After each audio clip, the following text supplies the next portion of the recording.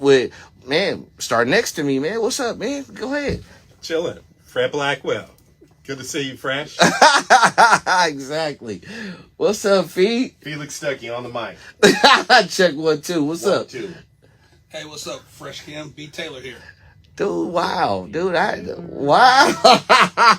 B, I was waiting for you to come through with the entertainment story. Nah, we're gonna get to work today.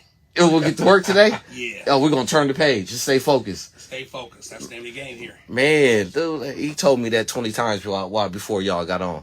But anyway, man, let me start with this, man. The reason why we come up with these talking points, they're conversation based. There's no real wrong answer, but in light of what's going on in the world today, we really got to take interest in what happens because it may happen to us, whatever that is. So we're going to start off with the first talking point, man. The first talking point, man, I thought about it a little while. The future of law enforcement, man, is, in my mind, do you think police officers need a law degree? I mean, we could flip the coin. Okay, hold on. That's on me. I'm an imaginary flip the coin so nobody could just guess who I'm going to say next. And I say B. Taylor. Okay. Wow. Magic 8 ball, huh? It is, huh? The future of law enforcement. Yeah. Do they need a law degree? Yeah, do they? I'm just saying. Law degree or no law degree? I mean, change anything? I don't know if we get the air conditioner on in here, we might be tight. Dr. Felicia, can we turn it on? Thank you. That law degree Go ahead. Isn't going to change anything. Well, the reason why I bring that talking point up is because, I'm on TikTok, I'm on all social media platforms, and then the reason why the question came up is because when I see people responding to police, like, I would never do that. Like, if the police pulled me over, I'd be like, oh, here you go, registration, insurance, whatever you need, license. I'm not going to question that.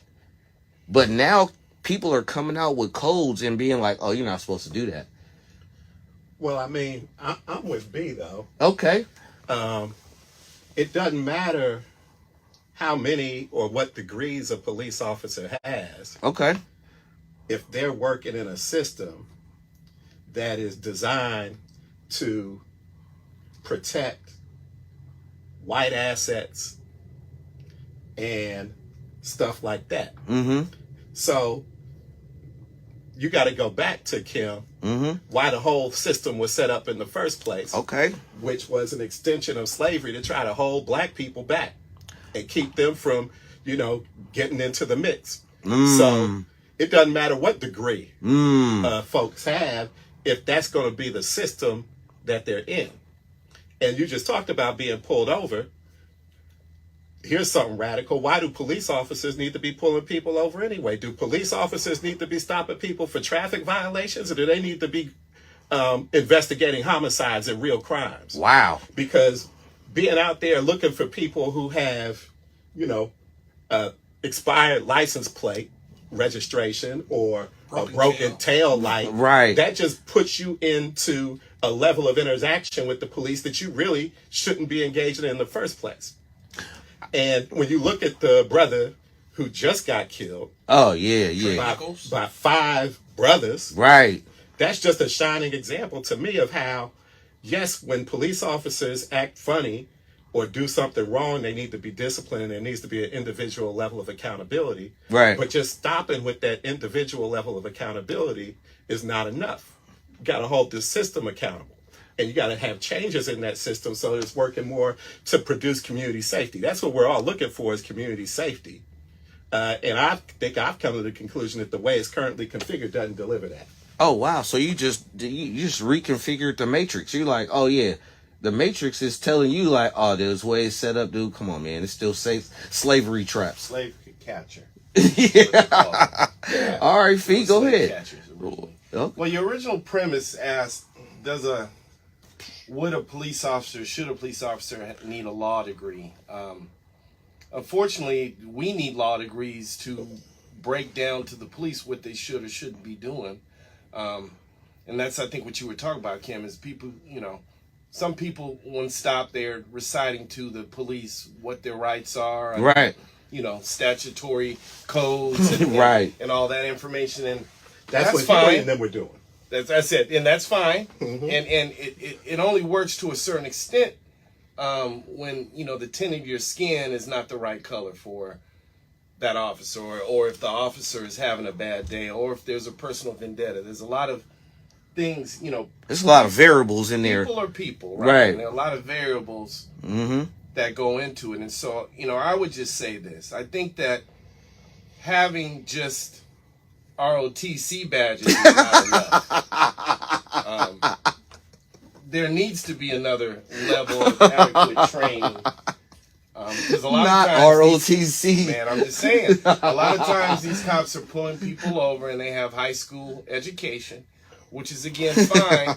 But in any type of professional setting, you have to take additional corresponding education. You have to take continuing education. You have to take training, and you have to adhere to a board or standards yearly if it's a professional occupation. It doesn't seem like the police have any of the same type of checks and balances that the other professional occupations that us people in the real world have to actually adhere to. Well, I ask see them though. to Go ahead. do- Oh, get closer. You ask them to do everything. Yeah.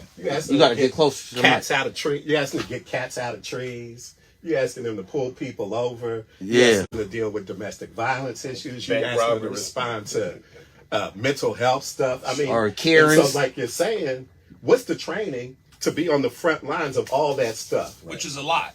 Right. Bottom line, it's a lot. Like you said, Fred, but you also said something that really caught me by saying, should police be policing murders and at the same time abuse, drugs, instead of pulling people over? But at the same time, especially in Oakland, that's a catch-22, because our police are not pulling people over now because of expired tags, broken tail lights. But then on the other side, they're not policing either.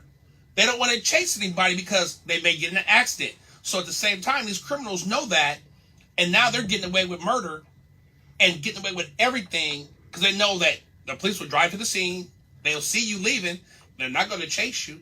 So where do we draw that line? Good point. That's a good one, dude. I really like that, because these are the type of conversations that we really need to have, though, because I think what happens is the answer will be funneled down to a conclusion. And right now, that conclusion doesn't look good.